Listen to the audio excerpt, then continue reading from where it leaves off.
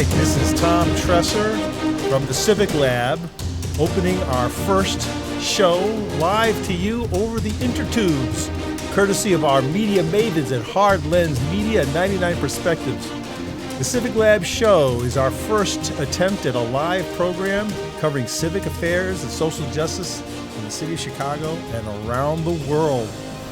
Ladies and gentlemen, the CivicLab was started in 2013. It is a do tank dedicated to creating tools to accelerate efforts in government accountability, grassroots democracy, civic engagement, and social justice.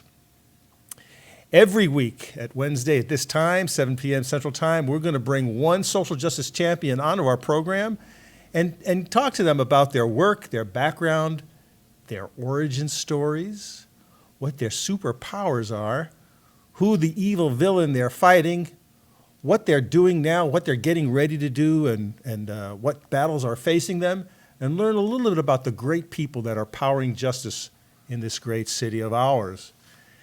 So for tonight, our first program, my guest is my very good friend and the president of the CivicLab, Jonathan Peck.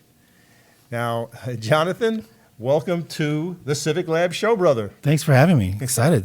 Okay. Now, we have an image of Jonathan at work in the CivicLab that will show up. We'll throw up. There you see him. This is from our Power Institute training, and we'll talk about that in a minute. Amongst his many accomplishments, Jonathan is a master trainer, educator, and facilitator and coach on so many levels. I've actually learned so much from him in our time together. But here's how we'd like to roll, Jonathan, if you're good to go. I'll just sort of ask you some questions about your background and your work, and tell the good people out there, a little bit about how you got here. And so what I'd like to start is what I like to call your origin story. Wow. So take us back. How did you get into this work? Wow, this is like an hour in the hot seat here. Yeah, brother. How did I get into this work? Yeah, tell us where you're from and so forth. Sure, real quick. I grew up in western Massachusetts, a small town called Williamstown. It's if you heard of the college called Williams College, and that's where I grew up.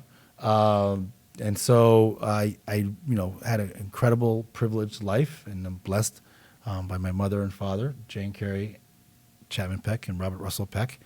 But how I got into this work was actually in high school. My first sort of job or focus in any type of leadership was a student leader at my high school. Mm-hmm. And so I attribute my beginnings as a youth coach, starting off as a soccer player, playing varsity sports, and then being asked to help coach dozens and dozens of elementary kids in Northfield, Massachusetts. Were your parents active in social work? Yeah, my parents were active. They're civil rights activists. They were international. They were globalists. Okay. My mother was a professor of liberation theology and social ethics at Andover Newton Theological School. Okay. My dad was the director of Williams College Athletics for 32 years. And so what I appreciate about them, besides my parents, I appreciated their approach to life. And they taught me how to live a life full of, I would just say a life full of responsibility, live it with fidelity and transparency, and to whom much is given, much is expected. So they definitely drilled into me as much as I received. They expected me to do great things. Well, in the world. You say your mother was a liberation theologist. Could you explain that a little bit about where did she do that liberation? Primarily in Latin America and parts of Southern Africa. Okay. But she basically was a lay leader of the Methodist Church, a former executive vice president to the National Council of Churches in the 70s and back in the 80s when, the role of women was not clearly what it is now in institutions. And so we're talking about in the 80s? 80s and 70s. Okay, yeah. 80s and 70s. So her work took her to where? All over the world. Okay. And Latin America, Costa Rica, Nicaragua during the 80s. Did you travel with her? Yes. Oh my. I was fortunate to live in Central America for a year. Have access. That was the most I traveled was to Central America, and then of course all over the country. Yeah. My dad and mom made it a mission for me to know the United States, so I was very fortunate. Been to Canada, not when I went to college, that's when I was able to go beyond that childhood experience and start creating my own sort of international experience. You know, I've known a lot of children of activists, you know, who drag the kids to meetings. Yeah, that was me. That was you. Were you 100%. like, as a young kid, were you like, oh, I don't want to go to these meetings? I mean, honestly, I did everything possible not to be what I am today. So I guess that's a true American story, right? Right. We're always trying to run away from our own origins. And the reality was, you know, I was exhausted of all the meetings, and you know, my family, you know, they worked through their privilege, and used their privilege to the advantage of the larger movement. So I was part of that solidarity network that supported the struggles in South Africa. So you're meeting people, and yeah, all the people we know now. I met Bishop Tutu when I was little. Back then, Jesse. Jesse Jackson. You know, I was a kid back in the 80s. Goodness. I mean, Okay. you know, my parents were involved in that type of leadership across the world, actually. And so it took me to South Africa, you know, that's how I got more involved in Southern African work in my own, my college years. But yeah, you know, being dragged all over the place, house meetings left and right. On top of that, they were heavily involved in the church, the United Methodist Church, so add that to the mix. Right. So, you know, I was doing everything possible to try to live a quote-unquote normal life. I know you were very big in sports. I was very big in sports. Yeah. I played sports all my life. What sports did you play? I did varsity soccer, tennis and track in high school, and Three letters. JV basketball. Oh, yeah. man. I was so sucky in sports. That Yeah. I went out for the basketball team Yeah, right. in no. high school, and I was going up to dribble, like to try to do a drill, and I looked like some kind of ostrich. You know? Yeah, no. I mean, it was. I was a gym rat. I grew up in the gym at Williams College, LaSalle gym. You would have been the guy that probably beat me up in high school. No, I hope not. I try not to look. I don't think I was that guy. Oh, good. But definitely, I will say there was a lot there. Yeah. There was a lot of ingredients in my life that I was blessed to have. And you know what my parents taught me is to live a guilt-free life. What does that mean? It means that oftentimes in social justice work, I've seen people live their social justice framework, piggybacking upon their own guilt of their own privilege and advantages.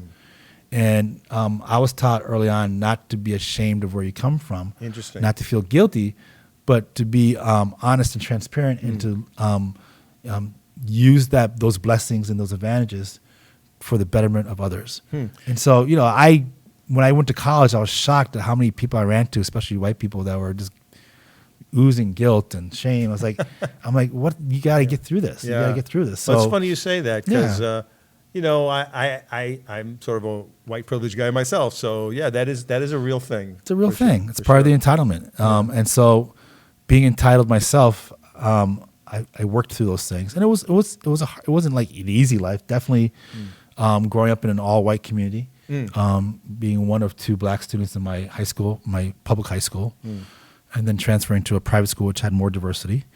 But you know, there were challenges, all that stuff that comes with living in this country. So you're growing up in that pretty much all white community, yes, with activist parents, traveling all over the world.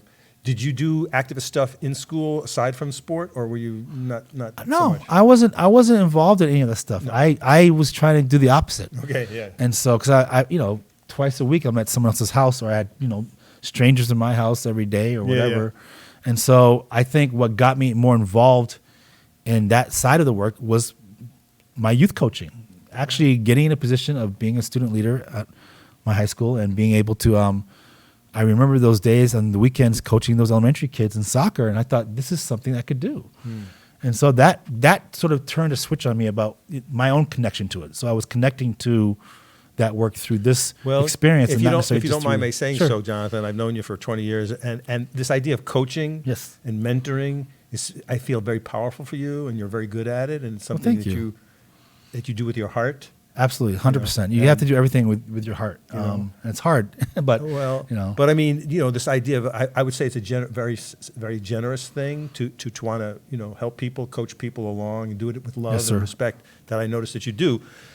So we get a little sense of Jonathan's path, and so with this image of social justice heroes that I admire so much.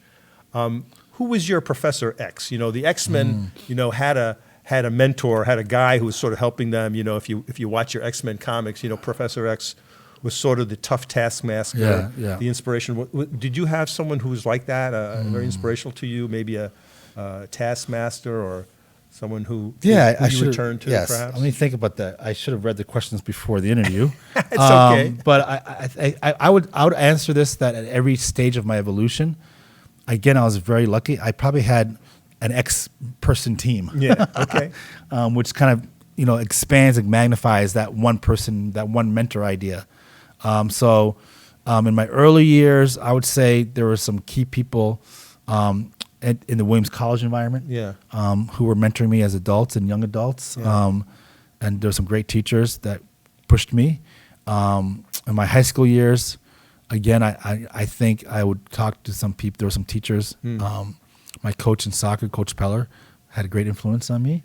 And Coach Jim Vollinger was a great soccer coach. When you think back about those influential people, what was it about them, you know, that made them a especially good mentor or coach for you? I think you spoke to that earlier. Their generosity, their capacity to keep me focused. I felt like they were 100% interested in my own development, and there wasn't a hidden agenda, hidden framework or agenda, that they were there to really focus on getting me to where I need to get to. My godfather, Patrick Diamond, was mentoring me all through my early years. Get to college, and then I think college, in terms of the X, your version of X, I would say my black professors. Okay. Steve Butler and Phyllis Bowens were excellent academic. So they were giving you some like intellectual. Yeah, sociology professor and chair of the African American Studies Department. Yeah. Incredible individuals that, you know, really taught me the art of discipline in terms of academics, the focus, the intersectionality of the work. And then I had, you know, again, lots of mentors in my actual organizing work, in student organizing work, traveling to South Africa, Nicaragua, working in both Latin America and Southern Africa. Okay. During those 4 years, I engaged with a lot of international folks in those countries that I attribute my my framework and approach to the work to. I know you talk a lot about Ella Baker. I do. In fact, your That's funny. emails have a saying by her. What is the saying on your emails that you quote Ella Baker? I don't know. There's a couple sayings. I think lighting the path is one of them. Yeah. Right? So it sounds like, you know, like people can find their own way. Words to that effect. Like we don't need great leaders or something like that. Right. Something like that. Look, I appreciated Comrade Sister Ella Baker's life and her narrative. Tell the people out there who she was. I'm not going to do her justice. I should have read the questions. But Ella Baker essentially was a incredible leader, warrior, architect of the civil rights movement. And I think over the last decade has she been getting recognition for her work. But she essentially was a senior advisor to the Student Nonviolent Coordinating Committee. Okay. I think she helped organize and set up the structure for the Southern Christian Leadership Council and did a lot of work. But I think she was that organizer behind the scenes that you didn't know who it was. Yeah. But she was an incredible speaker, advisor, mentor. I appreciate her approach and her framework to the work. So people should look her up if you don't know. Absolutely. Ella Baker. Ella Baker. Fundi, Fundi, Fundi. And which means? You have to look it up. It's like been so long. Like leader. Leader, yeah. And the thing is, she, if I'm correct, and I hope I'm not misdoing this if people are listening, but she was one of the main reasons why SNCC remained SNCC. There was a moment where they were being courted by the traditional civil rights organizations to be their youth wings. So we're talking about going back to the 50s back in the and 60s. And SNCC, Student Nonviolent Coordinating Committee. And so I believe the other major groups, NAACP, SCLC, and maybe CORE, but I know those two were trying to court this new emerging leadership of younger student activists and organizers. And she advised them essentially to remain autonomous and to build their own sense of power and their own sense of structure. And that's a big lesson to learn, particularly these days. And so I appreciate everything that she's done. I know Dr. Barbara Ransby has written books on her. And she is a professor and scholar here at the University of Illinois. Right. She has the social justice program at UIC. Yes, she's one of my early mentors on when I came here, Bernie Dorn. There's a whole lot of people that put a whole lot into me at every stage of my life. And so I consider you one of my mentors in this stage of life. You're so kind. And so I just think part of being mentored and mentoring is being open to being mentored. Yes. And so the more that you're open to someone to help you move through life, the more you'll learn and grow. I agree with you 100%. The way I tell to my students is to be great in this work is to be a lifelong learner in any form of life, but especially in our work, you've got to be open to new stimulus, to new Absolutely, thoughts, 100%. to new influences, to be as I say, a lifelong learner. So.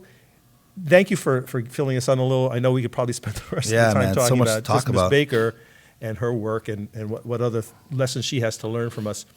But help us understand a little bit about the context of the battlefield. A lot of our superheroes are fighting, Hydra or the evil cabals from Mars or what have you. Right. But in our work there is a context. There is sort of an arena in which we're fighting. Can you talk a little bit about the arena in which you find yourself fighting and doing this work? Oh, wow. That's a big question.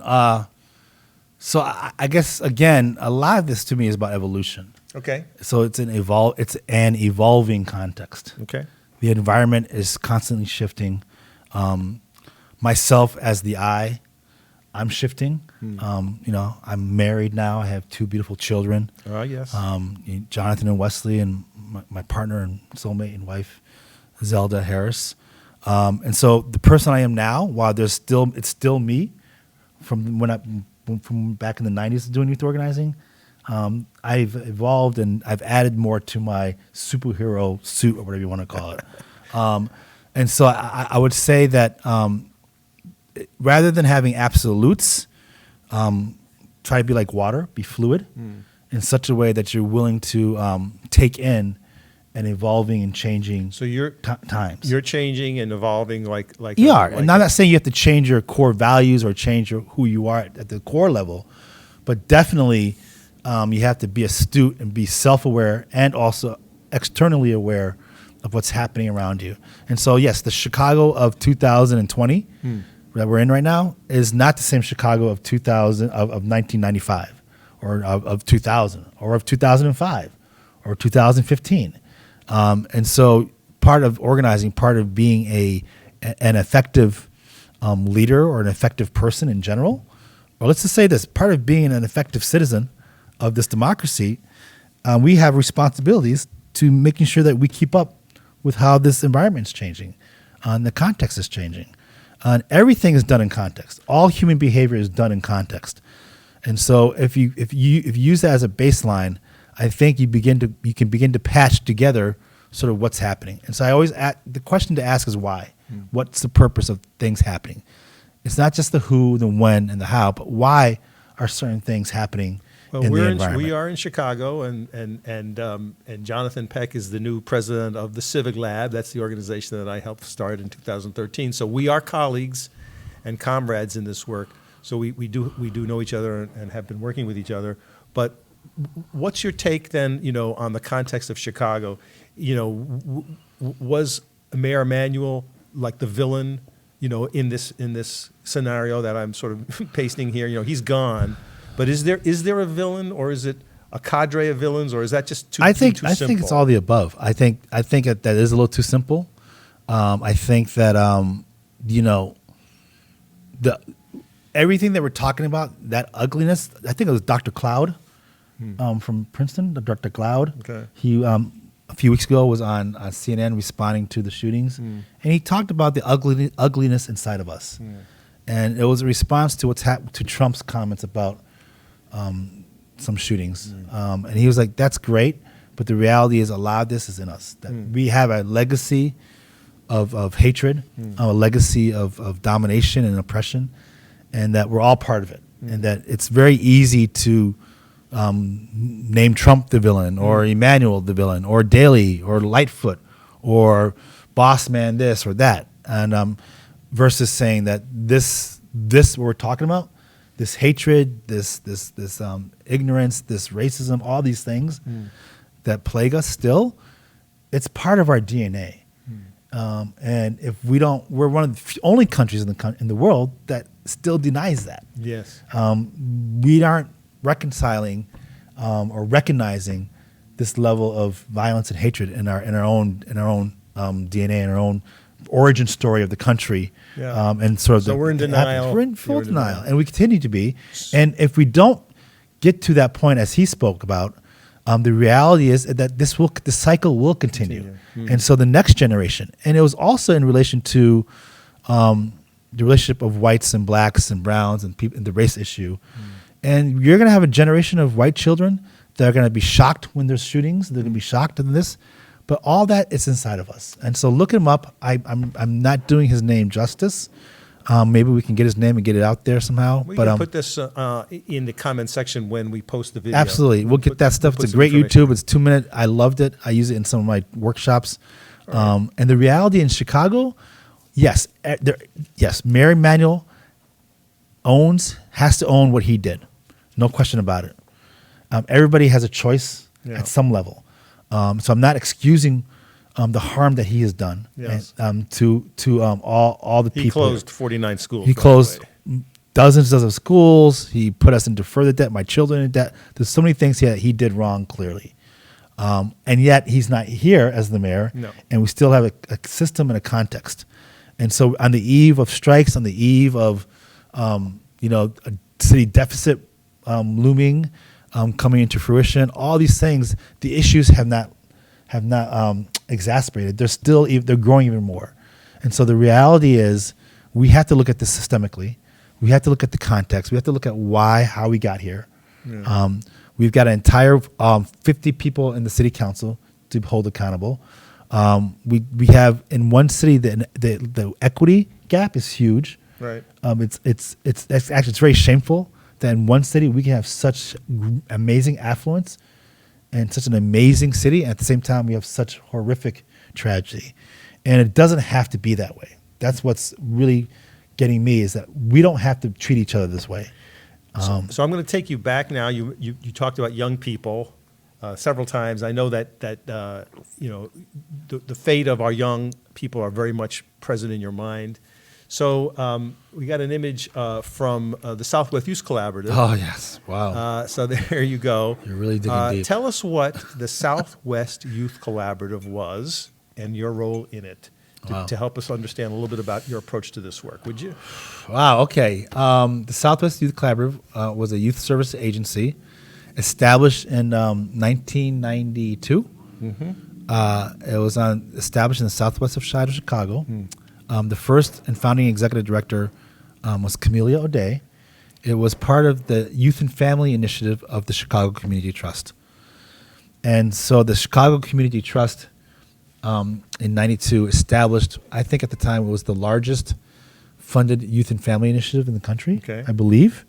It was a $30 million initiative to fund collaborations all over the city, 8 or 9 or 10 collaborations. And how did you come to be affiliated with All right, them? so in 1993, as a youth organizer at Earlham College, which is 4 hours south in Indiana, a Quaker liberal arts school, one of my best friends and Jeremy LaHoo, we were there. We ended up coming up for winter break, spending 3 weeks in Chicago in 93. Okay. And we were both Black Studies majors, and we were also student activists and community activists, community organizers. And so we were very much interested in obviously the history of Chicago. I, of course, have been to Chicago, traveling back and forth from Richmond, Indiana, to really hang out in the clubs and just, what you do in those days. Yeah. So it's only a 3-hour trip, 2-hour trip if you're driving fast, which we did. And so, we wanted to come to Chicago and to really explore this context that we were talking about. Mm-hmm. So we spent 4 weeks or something like that in Chicago. We visited like 40 organizations across the city, and almost like an interview like this, and sat there in programs and observed what was happening across the city. And we thought that it would be great to move to Chicago to do the work. You and Jeremy? Yes, Okay. Jeremy LaHood. At the time, one of our colleagues, Leah Simon-Weisberg, was already working in Chicago. She graduated a year ahead of us and was the administrative assistant at the collaborative with Camellia. So that's how we met Camellia and SWIC folks there, SWIC people there. And so that's how that went down. But what's so funny is that we weren't supposed to be in Chicago. We were actually originally going to go to work with Carl Upchurch, who was a graduate of Earlham College. He was one of the leaders or architects of the peace movements, the gay truce movements in L.A. And so originally we were trying to get to L.A.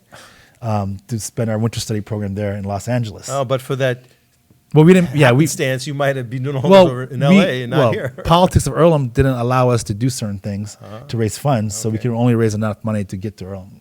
I mean, get to Chicago. Right. Okay. We didn't have money for the airplane tickets. So our good fortune. Yeah. So to be real, it was just by we got locked out of L.A. Right. Didn't have enough money. Jeremy's aunt, I believe, lived up here. So family members up here, so we didn't have to pay for all that, and we just basically took one of our friends' cars and got dropped off in Chicago. So you end up working at Southwest That's right. Collaborative in like 92-ish? 93, 94. 94. 2 years it was in place. All right, now let's show the next image. There you are. You're talking to some kids. The photo is undated, but it's clearly from your organizing days at the Collaborative. And the article is from In These Times from 2017, but it's talking about those days. And so what was your approach to working with kids? What did you all do? I mean, honestly, we would just be yourself. I mean, one thing I've learned is that you really can't, our young people have this BS meter, this bullshit meter. So if you try to fake it, they're going to shut you out. And so my success is really just being who I am and just coming to people with the real self. The people to the left of this photo actually, I think, came in from California through our Center for Third World Organizing training. But, with our background at Earlham and our organizing history, we basically built, Jeremy and myself and others built our youth organizing programs and services from the ground up. It's called the Southwest Youth Collaborative, so it really was a collaboration. So the young people had a role in every aspect. Yes, our board was made up of half young people. They had voting. There was a governing board. So let's just pause on that point for a minute. Think folks out there who are listening and watching to this.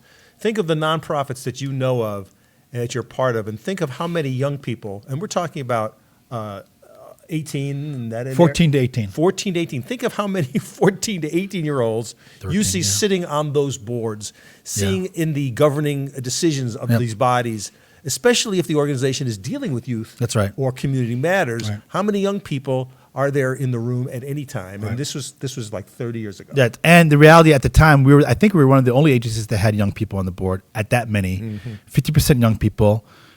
We serviced, I believe, West Inglewood, West Lawn, Chicago Lawn, Gage Park, 5 neighborhoods, West Elston, technically.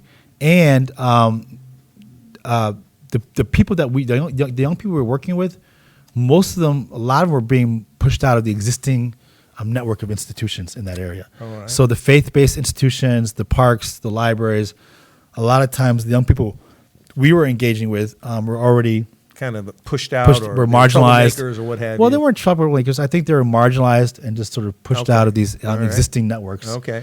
And so we were really charged with working with a population of young people that had a tremendous skills and talents and treasure, but needed people that could just engage with them. Well, back to mentoring and coaching. And so I tell people in the organizing world, and even as a former CEO, I tell people, look, most of my training is through coaching. And so, if you approach this from that perspective, I think, listening, active listening.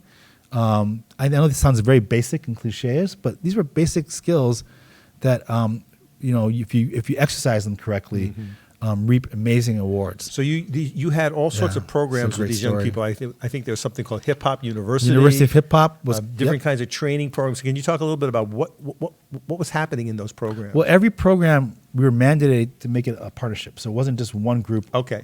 So that's why we were collaborative. We were the Southwest. We were the boys. We were all together, church, everything. So, for example, University of Hip Hop was a collaboration with, oh man, you're taking me back, to LaVie and Raven out of Hubbard High School, the young people out of Hubbard High School, the breaking and rap and graffiti crews on the south side and southwest side, Rap Town Productions, Joe Mora, Maida DeValle, These are young people back then who are now doing incredible things all over the world and Chicago. So there's a host of people that came together. My job and Jeremy's job was just to create the space for that connectivity to happen. And so we were fortunate to be able to help convene and facilitate. But honestly, I mean, hundreds of individuals built and maintained the Southwest Youth Collaborative. And to this day, the impact is still being felt. It's not around anymore as an institution, but the relationships are. And if you look around the city, I think in every sort of field of work or parts of the city, you'll find people who have worked at the collaborative, who received programming at the collaborative, who were part of it in some way. And so it was really an incubator for the entire city in the 90s. Tell us about a particular victory that you all achieved that was really important and that you're proud of. Oh, there's so many small victories. We were one of the first agencies to launch the anti-zero tolerance campaigns in the country. Yeah. So we were, I know in the Midwest, Generation Y was our youth wing. Our research, and so we launched the first initial primary reports around the zero tolerance laws and policies. So we're talking about in the schools? In the schools, Okay. See, the anti-zero tolerance Yep. Campaigns in the schools. We also launched an initiative called Community Justice Initiative. It was a citywide alliance, cross-sectored. And out of that, we were one of the first coalitions to put forth, back then it called alternative justice. Now we know it as restorative justice. Restorative justice. Huge movement across the country, That's right here in Chicago. And Chicago is a hub for it. And it's funny because a lot of the folks in Chicago who are now in the RJ movement, they actually don't know the origins of it in Chicago. Interesting. And the origins actually comes out of youth organizing movements. It was an organizing platform. So young people across the city organized and mobilized and demanded alternative and restorative justice programs and services. And instead of being penalized in school. That's right. and Instead of going being punished to and school to prison detention. pipeline. That's right. That sort of thing. So the criminalization, all that criminalization of youth stuff was Yeah. defined by Generation Y and other groups. the kids who are Youth living. Struggling for Survival, all these organizations, youth organizations around the city. We did so many things. The University of Hip Hop was one of the first of its kind before hip hop. I mean, you have to understand, a lot of the stuff we talk about is existing now, but back then it wasn't there. No. And so, in terms of sort of the what do you call it, the original footprint, a lot of the programs and services you see now, a lot of it originated out of this collaboration. And there was something called the Audi Home. The Audi Home, yes. What Shut was down that? That was a campaign launched to shut down the Audi Home. Which was what? The Audi Home is the old name for the Juvenile Temporary Detention Center of Cook County. Okay. And so it's still in place. There's still a campaign. And the idea is to essentially shut it down, abolish the Audi Home, and take all that money that's being used. It's $60 million a year just for the center itself, let alone whatever money it generates in terms of business. But that $60 million, that $60 to $70 million out of Cook County, and put that back into the zip codes and the neighborhoods where the majority of young people are being extracted out of. Well, and brother, incarcerated. there's so much here that we could mine. Oh, yeah. And I just want to. But I want to say the thing about the collaborative, just to put it for the record. ahead. Just for the record. So, because there's so many people that built this thing. And I just want to, I think the way the work was done is just as critical as the outcome. Very good. And so the process of building partnerships, building a leadership base, really sitting down with young people from the neighborhoods, not just the young people who can get into schools, but young people in the neighborhoods, and giving them space to grow and develop, and power and build partnerships. That's what we did. It was an amazing experience, and so I think we need some of that back now. So, as I say, so much here to mine the treasures of Jonathan Peck and his experiences, especially with the Southwest Youth Collaborative and the reflections about how to work with young people, how to be a good mentor and coach in social justice. But to just return to my little questions around superheroes, a lot of superheroes have the fortress of solitude, the place to go to refresh and regenerate. So when you need to recharge your batteries, is there a place that you go to, physically or mentally, to help, recharge your batteries? Sure. I will tell you again, when I was at the collaborative from 1990 to 2010, I would say the place to go was Cape Town, South Africa. No kidding. Yeah, so I was fortunate. I saved up all my time and worked basically 6 to 7 days a week, all year round through holidays for 16 years, and I was able to save time up each year to take a nice, well-earned trip to do political work, but also to live and work in South Africa. And I did that. I did that from '94 to 2003. So that's a well of experience you can So draw. yeah, I've been there 3 dozen times. Wow, that's awesome. So that at the time was my place to go. Yeah. Now, my fortress of solitude are my and then are the people around me. I find my children. Yeah. Jonathan and Wesley. Sorry about that, Mike. And then also my partner Zelda. They're who's a brilliant scholar. Yes. And an instructor, by the way. She's at associate Loyola. dean at Loyola Law School and a professor of law, and has done incredible work on domestic violence and a whole range She of issues. travels the world herself. She has. She does Lawyers Without Borders. She's done work all over the world and has done incredible work on a lot of the issues of civil rights and human rights. But my home, we have a beautiful home now in Woodlawn. I go to my relationships, the people that care about me. Yeah. And I'm fortunate to have a network of folks and people around the city and the world that actually look out for me still. Yeah. And I, to be honest with you, I should probably apologize to all of them. I don't necessarily. He's going to write you soon. Yeah, I'm going to write everybody. you soon. But I should probably do a better job of taking care of them. So should we all. So should we all.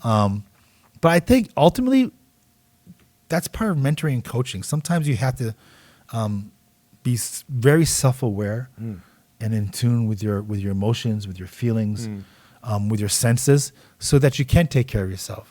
Particularly in a country like this, that's we're in the belly of the beast. It's a hyper segregated country. No healthcare, no no pensions, health, all no this nothing. stuff, and it's all individualistic. Yeah. And so at some level, you have to build your own sort of mentoring circle, Well, your own they circle say, of health, your own self-care, and you've got to. We talk about it in our work. Is you got to check your inner critic. You got to take some pressure off of you, and take some time for yourself. Find what you like to do that can help bring the stress down. Yeah. And every week do that. They say it takes a village to raise a child, but it also takes a village to keep an activist sane and healthy. So you've been very kind to take us through some of your work, Jonathan, and now we're into the the battles on the horizon. So just today, ladies and gentlemen, this happens to be Wednesday, October 16th, 2019. Just today, the CivicLab launched a campaign called the Tif Illumination Project. And we've got a graphic about how big TIFs are in the city of Chicago. There you are, see it.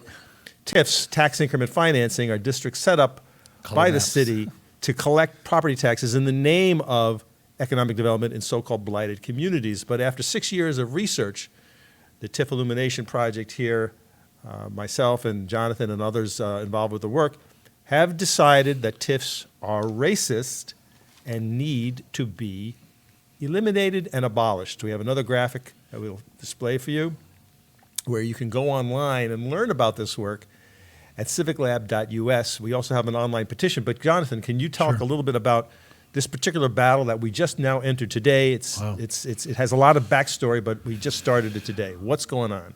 Well, yes. So it has a lot of backstories. It's always a lot of stories when it comes to political work in Chicago. Ultimately, though, based on our research, based on 7 years of engaging with community residents all over Chicago, over 70, 80 plus forums specifically on TIFs. Add the Chicago's Not Broke book that we co-authored, another 50. Add our Power Institute trainings. We've been engaging with thousands of people across the city consistently, and particularly around TIFs. We have come to the conclusion that this is not a tool that can be reformed or changed to help people. It is something that has done the greatest amount of harm to a population that is predominantly of African and Latinx descent in this city. And it has continued or perpetuated the consistency of segregation, the consistency of Chicago's race politics, class politics, gender politics, whereby the same neighborhoods on the south side and the west side and a nice pocket in the north side consistently have been disinvested, marginalized, has been pillaged, both by extracting peoples and bodies for the prison systems, the violence, the extreme poverty, the school closings. Layer upon layer has been thrown at these communities, and we're seeing the result of that. Yeah. We're seeing a massive displacement. We're seeing the largest reverse migration of African Americans leaving the city. Right. We're at 400,000 plus leaving the city. I believe, I don't know the exact date, but since the 1980s, it's almost mirroring the migration of African Americans and blacks to Chicago from the Great Migration. And so we're seeing this massive displacement. We're seeing this massive displacement in housing, in education, in healthcare. Violence is a health epidemic. And so, you have to wonder, what's all this development for? And so, yes, like I said in our statement, we were ranked number 1 this year, yay, by 600,000 tourists as the greatest big city to visit. Right, Condé Nast Traveler. And that's great. And at the same time, the very people that are serving all these tourists, the security, the third shift, to piss in. And their families are being pushed out. So the Tif Illumination Project started in 2013. It started as a result of our fight against the Olympic bid in 2009. So a group of activists got a hold of all the TIF reports from 2008, and we added all the numbers together of how much money was in the TIF accounts in the spring of 2009. And you have to go back in time to recall that Mayor Daley was running around the city saying, we need to bring the Olympics here because we're broke and we have no ideas about how to make people wealthy or prosperous around here. So we're gonna put on this party and spend about $15 billion for it. But the party's going to be 7 years from now. This is what Mayor Daley was pitching us back in 2009. So we got a hold of all the TIF reports, and lo and behold, we found that in all the accounts, there was $1.7 billion in property taxes sitting in the accounts at that time. So we used that to help blow up the Olympic bid, and it was derailed, and luckily we didn't get the Olympic Games. But I kept looking at TIFs, and we launched the Tif Illumination Project in 2013. And basically, we've been running around the city, going to, let's see now, we've done 77 meetings around TIFs and 66 around the book. That's right. Chicago's Not Broke. And what we find every year is about $1.5 billion sitting in those TIF accounts, and multiple examples of graft, corruption, and essentially showering all this money on wealthy developers, many of whom are campaign donators to the alderman and the mayor. The thing that really, I think, set us off this time, Jonathan, was the fact that in April, the city council rushed, like their house was on fire, their pants are on fire, to pass 2 super TIFs. That's right. For Lincoln Yards, $1.4 billion, and the Project 78, $1.1 billion. And between the two of them, there was $800 million in finance fees. Come on, we're sending $800 million to Wall Street. Don't they have enough of our money? That was Barry Emanuel's gift. That's going away present. Going away party present to That was his present to us. his gift to his future employers. That's maybe. right. But That's yeah, it's a gift that we're going to be paying for a long time. So go figure it out. The Lincoln Yards project is controlled by a billionaire. His name is Keating Crown, the grandson of Lester Crown, the industrialist, the son of Henry Crown. Those of you who go down to the Museum of Science and Industry and see an IMAX movie in the Henry Crown Space Center, that's the family. All right. Keating is the owner of one of the owners of Sterling Bay, the developers of the Lincoln Yards project, who are telling us that in order to sell all the condos and to get people to buy rent in their fancy stores right along the Chicago River at Armitage, that they need $1.4 billion in public money to make that project happen. So we said, that's crazy. That's economic warfare, frankly, Yes. on Black Chicago. Yes. And so we said enough is enough. And I think that's really... Yeah, that was for me, that was the moment, like, okay. Yeah. this is beyond any type of this tinker. You can't let's tinker tinker with with this and Yeah. figure out how to Okay. do it more equitably. Yeah. At this point, given the history and then this sort of super mega stomp on us, it was almost like the straw that broke my back. And I'm like, that's it. We have to really look at this differently. Yeah. And unfortunately, our allies are singing a different tone, and that's their right. Everybody has the right to go the way they want. But at this point, it is just too much disparity, too much inequity. There's too many challenging issues that are getting totally left to the side, and you've got this massive slush fund. Yeah. And you're siphoning off billions of dollars from these poor black and brown communities, period. So when you take money from property taxes and you take it from the schools and you take it from the parks and you take it from city services, those communities are paying the heaviest price. And you're putting that money into affluent communities, and you're actually, it's almost like hyper affluence here. It's like, let's make the places even more affluent. And so, yes, we are number one according to 600,000 tourists. Yeah. You know? And they're not living in Lawndale. That's right. And we're number one city of political corruption. Yes. Our negative house equity rate is double that of the national So we average. have more homes underwater. So we can claim Chicago.